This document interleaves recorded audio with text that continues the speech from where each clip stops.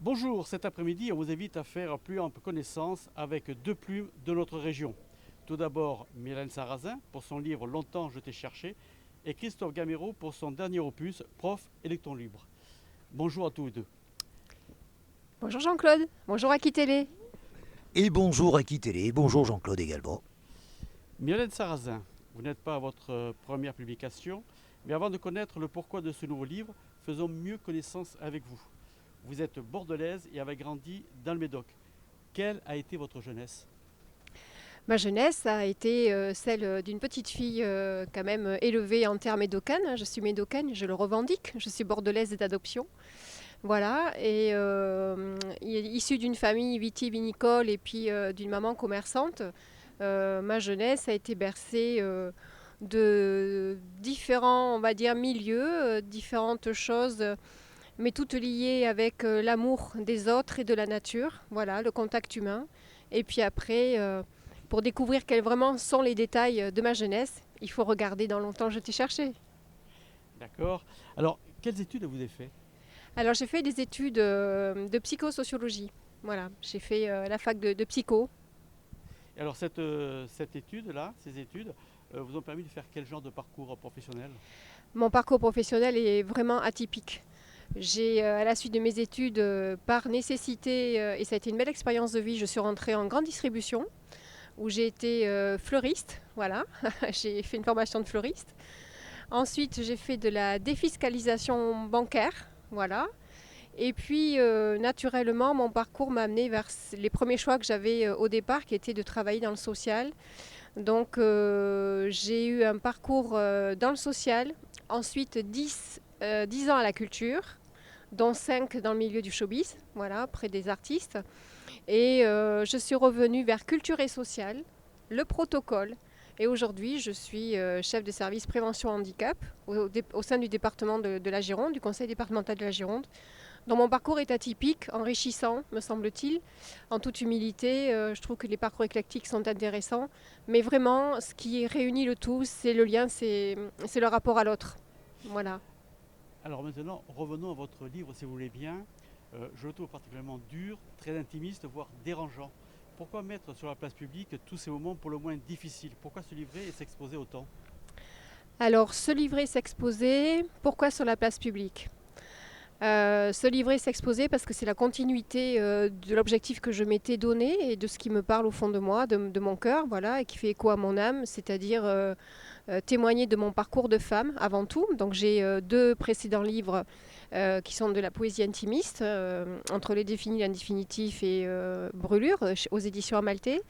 Et longtemps je t'ai cherché pardon, aux éditions PLB Éditeur. C'est une autobiographie. Je voulais témoigner de mon chemin de résiliente et notamment mettre un point fort sur la violence conjugale, voilà, que l'on peut subir et dire que l'on peut s'en sortir et que lorsque l'on s'en sort et qu'on sort vivante, j'ai trouvé important d'aller témoigner. C'est un témoignage d'amour, voilà, et je l'assume. Tout ce qui est dit dans ce livre, je l'assume pleinement. Vous êtes marié à quel âge? Je me suis mariée, j'avais 20 ans. Et à quel moment les violences sont apparues? Et quelles étaient ces raisons? Alors là, pour le coup, c'est très intimiste, mais oui. Donc en fait, les violences sont apparues 15 jours après le mariage, durant le voyage de noces. Et pourquoi? Parce que probablement, et j'en suis persuadée, vraiment convaincue aujourd'hui, parce il est ou il était malade. Voilà, vous connaissez enfin, le pervers narcissique, hein, le profil type. Voilà, et j'en parle dans mon livre. Mais lui, il avait ses bonnes raisons. Lui, il avait ses bonnes, entre guillemets, raisons. Un homme n'a jamais de bonnes raisons de frapper ou de violenter une femme, même un enfant. De toute façon, la violence, dans un monde utopiste qui pourrait être le mien, elle ne devrait pas exister. Alors dans votre livre, on voit des bons côtés, des côtés moins bons, plus durs. Vous évoquez la disparition de votre papa et le fait de vous allonger à ses côtés. Oui, Qu'est-ce qui vous a poussé à faire ça? l'amour. L'amour. Voilà. C'était aussi peut-être une façon de l'aider aussi à passer de l'autre côté, parce que mon livre, à la fin, j'aborde quand même un volet assez important de spiritualité.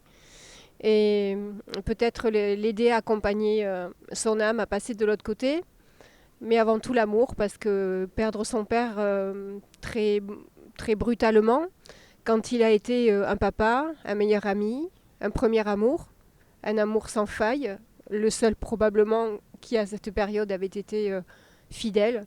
Ça a été difficile, voilà. Et oui, j'ai dormi avec mon père mort, mais j'en témoigne et c'est quelque chose qui, au final, a laissé beaucoup, beaucoup d'amour entre lui et moi de là où il est.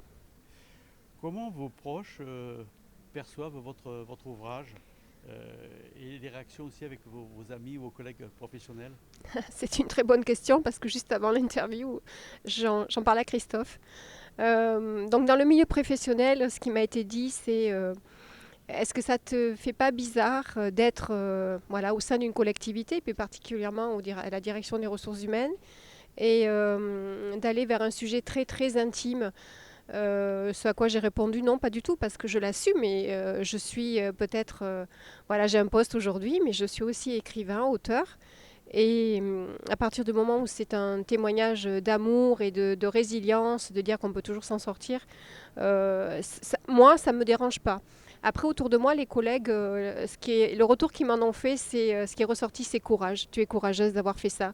Mais moi, je ne le vois pas comme du courage. Je pense que c'était logique dans mon parcours de le faire. Quant au cercle familial, les proches, les amis, bon, ben, ils trouvent très bien et sont assez fiers de là où j'en suis aujourd'hui. Mes enfants aussi, je pense, en toute humilité. Après, la famille ou les personnes dont je parle dans ce bouquin, bien évidemment, tout le monde n'a pas forcément bien réceptionné la sortie de l'ouvrage dans un premier temps. Et puis après, en y réfléchissant, ils se sont fait à l'idée. Alors, comment vous articulez le temps de travail et le temps d'écriture? Alors, comment j'articule le temps de travail et le temps d'écriture? Ce bouquin, je l'ai terminé dans un contexte apaisé, serein, et puis il y a eu aussi la crise sanitaire qui a débuté maintenant depuis 1 an et demi. Professionnellement, on va dire que là, aujourd'hui, professionnellement, mon travail est très intéressant du reste, il me prend beaucoup de temps, donc actuellement, je n'écris pas. Mais lorsque j'ai écrit cet ouvrage et les précédents, j'ai toujours su articuler le temps d'écriture et le temps professionnel parce que c'est soit la nuit, soit tard le soir ou alors sur les plages disponibles. Aujourd'hui, vous semblez heureuse. Vous avez tourné la page? On ne tourne pas la page. Je pense qu'on continue à écrire. Voilà, à deux mains, parfois à quatre mains. Certains pourraient dire les pages, des fois, il faut les déchirer. Et je ne pense pas qu'il soit nécessaire de les déchirer. Je pense qu'il faut les tourner, ne pas revenir dessus. Mais c'est surtout pour suivre le livre de la vie au final. Hein. Voilà. Votre livre n'est pas un livre noir, c'est plutôt une ode à la vie? C'est une ode à la vie et c'est une ode aussi à l'amour inconditionnel, quel qu'il soit. Qu'est-ce qu'on peut vous souhaiter pour demain? Pour demain, le bonheur. Voilà, le bonheur pour tous. Moi, je suis très dans l'amour des autres et l'amour aux autres. Donc moi, je suis satisfaite du bonheur des autres. Voir les autres heureux me satisfait. Donc voilà, j'ai pas besoin de grand-chose pour être heureuse selon ma définition à moi. Je pense que être heureux, en tout cas à mon niveau, c'est se lever le matin, se dire waouh, aujourd'hui je suis encore en vie, je vais essayer de voir ce qu'il y a autour de moi. Et puis voilà, avançons. Le chemin de la vie reste beau, quoi qu'il en soit. Merci Mylène. Merci Jean-Claude. Allez à toi mon ami Christophe. Bonjour. Bonjour Jean-Claude. Soixantaine. Votre parcours est des plus atypiques. Vous êtes né où et quand? Ah, je suis un Bordelais qui a le mal de mer en ce moment, vous voyez, là, parce que là, on est sur un bateau, ça remue grave. Et je suis né à Bordeaux, cours du Médoc. Voilà, un vrai Bordelais, un vrai de vrai de vrai. Alors comme Mylène, vous avez commis plusieurs ouvrages, Passion et Rencontres girondines, Ouais. et Faites l'humour par la guerre. Qu'est-ce qui vous fait écrire? Et également, on est entré dans l'euro. Voilà, le foot. Alors, ce qui me fait écrire, c'est la passion. Au départ, je n'étais pas du tout fait pour écrire. Au départ, j'ai plus été journaliste qu'écrivain.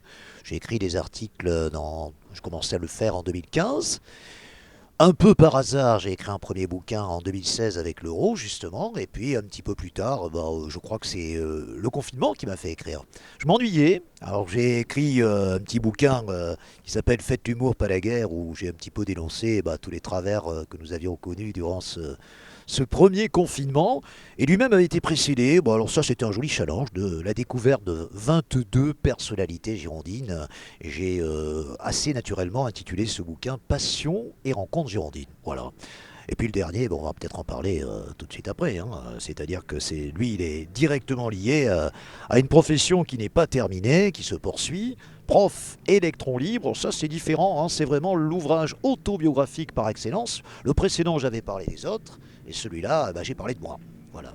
Alors pour ce nouvel opus de 61 pages, 79. Non, il faut enlever les préfaces, les Ah, remerciements, oui. tout ça, donc on est à 61 pages. Oui. Il n'y a pas de problème de ce côté-là. Décliné en 12 chapitres, vous revendiquez prof électron libre. Oui. Pourquoi? Parce que c'est la seule chose que je sache faire, tout simplement. Si j'avais essayé d'être un prof normal, je me serais vraiment emmerdé. Donc j'ai essayé d'être ce que je suis en réalité. Électron libre, c'est-à-dire faire ce qui me passe par la tête et pas forcément ce qu'on me dit de faire.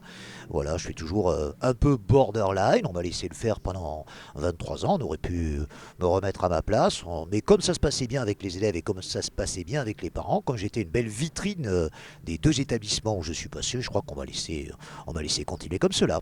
Je pense que ça aurait été parfaitement impossible à l'éducation nationale, par contre, hein. On m'a laissé le faire au ministère de l'Agriculture, je le précise. Alors, vous avez embrassé la carrière de prof sur le tard, à près de 40 ans. Pourquoi ce changement de vie? J'ai embrassé les filles aussi de temps en temps, mais la carrière de prof, accessoirement, je... Donc, je vais embrasser ma voisine dans quelques instants. Alors, là, j'ai embrassé la carrière de prof parce que, tout simplement, comme me disait ma mère, il va enfin falloir que tu travailles. Nous avons un point commun avec Myrlène. Nous avons tous les deux travaillé dans le spectacle et avec des artistes, n'est-ce pas, Myrlène? Oui, des artistes en commun, des connaissances communes, ouais. Absolument, des connaissances communes.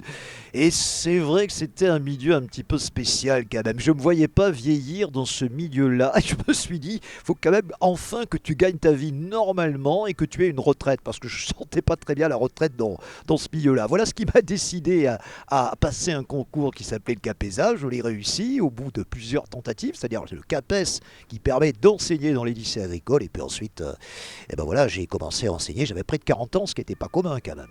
Voilà. À quel moment cet électron libre est apparu? Quasiment tout de suite. Mais on va dire, les deux lycées que j'ai fait, c'était Saint-Ivrade-sur-Lot et Libourne-Montagne. C'est plutôt à Libourne-Montagne. Parce que Saint-Ivrade-sur-Lot, finalement, j'étais encore un prof à peu près normal. Je suis devenu totalement anormal au lycée viticole de Libourne-Montagne parce que j'étais chez moi, j'étais revenu en Gironde, parce que j'ai gagné de la confiance, parce que j'avais fait 10 ans d'enseignement, parce que je maîtrisais bien mon sujet. Je crois qu'on peut être un prof électron libre si les gens maîtrisent bien son sujet disciplinaire. Sinon, on ne peut pas l'être. Sinon, on passe pour un rigolo vis-à-vis des élèves, vis-à-vis des parents, vis-à-vis de l'institution. Mais à partir du moment où on maîtrise bien le sujet, eh bien, ma foi, on peut laisser libre cours à quelques facéties, je m'en suis pas privé. Justement, les profs sont vraiment libres pour faire leurs cours ou ils sont vraiment dans un carcan? Non, je pense qu'ils ne sont pas vraiment libres. Non, bien sûr que non. Ils sont dans un carcan, ils sont tenus à suivre des programmes. S'en écarter est toujours un petit peu dangereux. Quand on est en histoire-géographie, on l'a bien vu avec l'affaire Samuel Paty, on est libre jusqu'à un certain point, hein.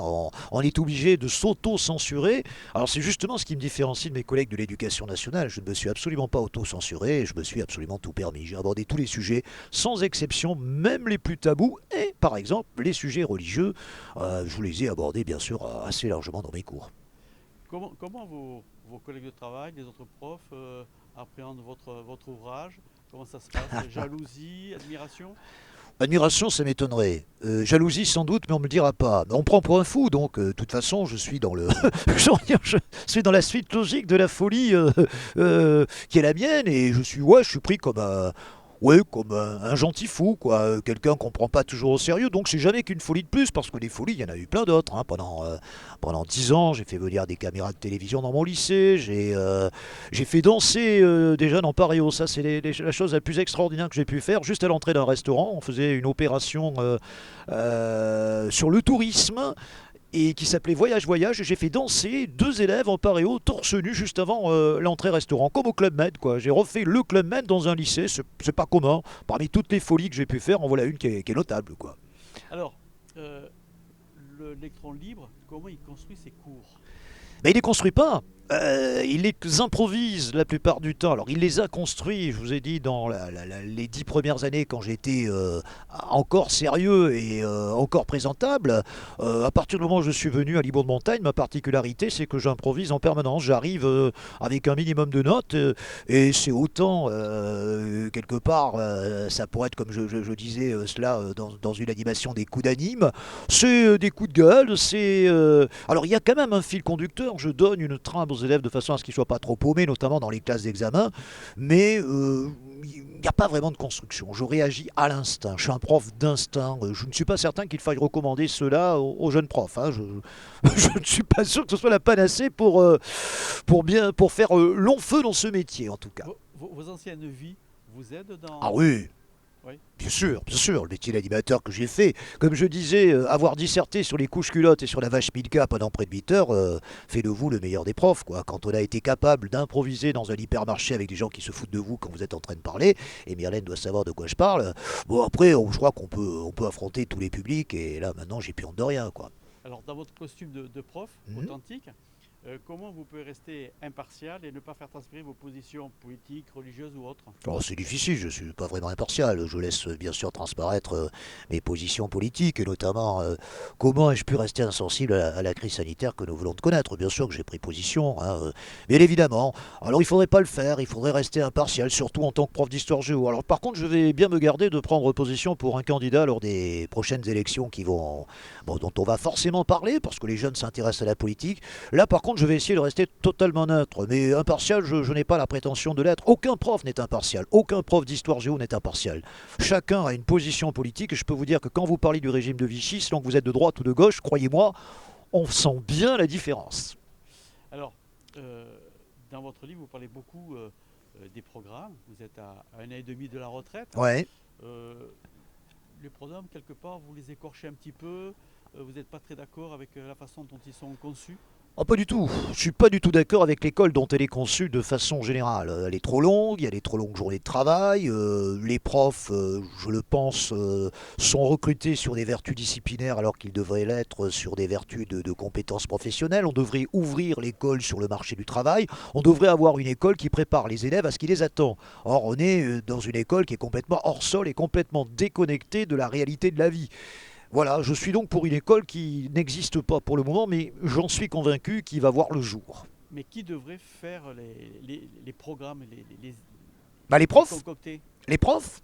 Je pense qu'on devrait davantage demander aux profs de faire des programmes. Ceux qui les font sont des gens qui ne voient plus les élèves depuis des années. Donc on a des programmes totalement encyclopédiques, notamment en seconde générale, et totalement en décalage avec le niveau des élèves, puisque la plupart d'entre eux, comme je le dis dans le bouquin, la moitié d'entre eux ne maîtrisent pas le français. Donc allez, c'est bien joli d'être très exigeant avec des programmes qui le sont aussi, mais déjà commençons par une exigence de base, savoir écrire et lire le français, et ça va pas de soi, on le voit bien avec les jeunes actuels. Dans votre livre, vous parlez beaucoup de sport, foot, Oui. rugby, spectacle. Mais l'histoire-géographie, vous en parlez un petit peu ou pas du tout? L'histoire-géographie est un spectacle. Ça se prête formidablement bien au spectacle. Comme je dis, raconter, énumérer les maîtresses de Louis XIV, croyez-moi, ça tout le monde s'en souvient. Parler des guerres et notamment de l'aventure des poilus dans les tranchées. Les élèves m'attendent là-dessus, et c'est ça qui est passionnant. Après, il faut raconter des anecdotes, il faut être très Stéphane Bern ou très, je ne sais trop, tous ces historiens qu'on voit se multiplier à la télévision, on les aime bien parce qu'ils racontent des anecdotes, et je crois que c'est ce qu'il faut faire. Alors bien sûr, il y a des programmes à raconter, mais après, il y a une façon de les raconter. Vous allez mettre 10 profs d'histoire géo, vous aurez 10 façons de faire l'enseignement. Moi, je suis un conteur né. Hein, je suis quelqu'un qui raconte des anecdotes, je suis quelqu'un qui vit ma passion, et puis bon, je pense que les élèves s'ennuient pas, et finalement, il n'y a que ça de vrai. Hein. Voilà. Alors pendant ce quart de siècle de prof, il y a eu un événement qui a été un peu particulier. Vous étiez jeune papa. Dans le lycée, vous apprenez le décès d'une enfant de 15 ans au cours d'un cours de gym. Comment vous avez vécu ça? Terrible. Un gamin avec qui j'avais plaisanté, c'était pas une enfant, c'était un gamin de 15 ans, un jeune d'origine néerlandaise, c'était à Saint-Livrade-sur-Lot. Il est mort d'une crise cardiaque devant ses camarades dans un gymnase, et ça c'est terrible. J'ai eu un deuxième moment très fort aussi quand j'ai visité Auschwitz. Là, les gamins n'étaient pas là, mais quand j'ai visité Auschwitz avec des profs, une vingtaine de profs et des anciens déporté, ça c'est très fort, quoi. Et comme je le dis dans le bouquin, je crois qu'on manie quand même des concepts comme l'antisémitisme, comme le racisme. Évidemment que je suis profondément contre l'antisémitisme, contre le racisme, et ça par contre je le laisse transparaître, quoi. Je crois que je peux pas transiger avec ça par rapport à mes valeurs et par rapport au fait que je suis fils d'immigré aussi, je l'oublie jamais, quoi. Alors, un peu plus léger, dans votre livre, vous avez quelques allusions sur vos chefs. Ouais. Vous êtes quand même très gentil avec vos chefs. Ben, je suis gentil parce qu'ils l'ont été avec moi. Je crois que la particularité, c'est que tous les proviseurs, qui n'étaient pas d'ailleurs toujours très bien vus de mes collègues, moi je me suis très bien entendu avec eux. Alors parce que peut-être que j'ai été souple, peut-être aussi parce que j'ai été diplomate, peut-être parce que j'ai été opportuniste, je ne sais pas. J'ai su me faire aimer parce que j'ai compris que si je voulais continuer d'être un électron libre, il fallait que je sois bien vu de mes chefs, sinon j'y arriverais pas. C'était d'une certaine façon peut-être acheter ma tranquillité, je ne sais pas. Et puis je suis tombé aussi sur des gens qui étaient intelligents et sympas, pour la plupart d'entre eux. Pas tous, mais une grande majorité d'entre eux, quoi. En conclusion, vous referiez le même parcours? Oui et non, parce que effectivement, j'aurais pas dû. Non, je pense que je suis un artiste fondamentalement, donc si je pouvais revenir en arrière, c'est-à-dire il y a 40 ans, quand j'avais 20 ans, non, je ferais le parcours que va faire mon fils, artiste. J'aurais aimé être comédien, j'aurais aimé être animateur, j'aurais aimé faire des one-man shows sur une scène, donc je serais pas devenu prof. Mais je fais des one-man shows sur une scène, celle devant ma classe d'une certaine façon, je fais plusieurs one-man shows par jour en réalité. Alors le temps passe très très vite. Merci Christophe. Merci. Myrlène, où peut-on retrouver vos ouvrages? Alors, mais les ouvrages, on peut les retrouver donc chez Moula sur la région bordelaise. Voilà. Longtemps je t'ai cherché, on peut aussi le trouver auprès de mon éditeur, qui est un éditeur de Dordogne, donc Pierre-Lucien Bertrand, éditeur. Et les retrouver auprès de moi, c'est-à-dire que j'ai une page de poésie sur les réseaux sociaux, une page aussi qui est en train de devenir, elle est personnelle mais elle va devenir publique, Comment on la trouve cette page? en tapant dans Facebook, hein, Myrlène Sarrazin, donc M-Y-R-L-E-N-E, Sarrazin, S-A-2-R-A-Z-I-N. Et vous pouvez m'envoyer des messages privés, ce qui est le cas, parce que j'en envoie beaucoup en fait par courrier suivi après paiement, parce que voilà, comme ça il y a la dédicace spécifique pour les personnes qui le souhaitent. Christophe, même question. D'abord, il y a du soleil, il y a des nanas, il y a du soleil. Alors, elle est facile. Bon, alors oui, où est-ce qu'on va trouver mes bouquins? Bah, chez Mola, bien sûr. Au Contretemps à Bègle, on va les trouver également, me semble-t-il, à la Machine à lire. Voilà, je crois aussi à la librairie Georges Attalance, à Madison, à Libourne, et puis partout sur le net, quoi, sur Cultura, sur Une adresse Fnac.com, mail etc., peut-être etc. pour les trouver? Non? Alors, mon éditeur, hein, il y a un éditeur qui s'appelle Véron, je voulais le remercier, c'est bien la moindre des choses, hein, puisqu'il m'a fait confiance. J'ai changé d'éditeur, soit dit en passant, pour ce bouquin, pour ce dernier bouquin, Prof Électron Libre. Donc, bah, vous tapez Prof Électron Libre, et on tombe tout de suite sur les sites qui permettent de commander ce livre, qu'on a en 3 jours, ou alors vous allez dans les bonnes librairies, hein, puisqu'on est aujourd'hui le 11 décembre, bah, c'est le petit cadeau aussi bien pour Myrlène que moi-même. Le petit cadeau de Noël par excellence, son bouquin ou le mien, voire les deux, les amis, on vous attend si vous voulez venir nous voir là cet après-midi.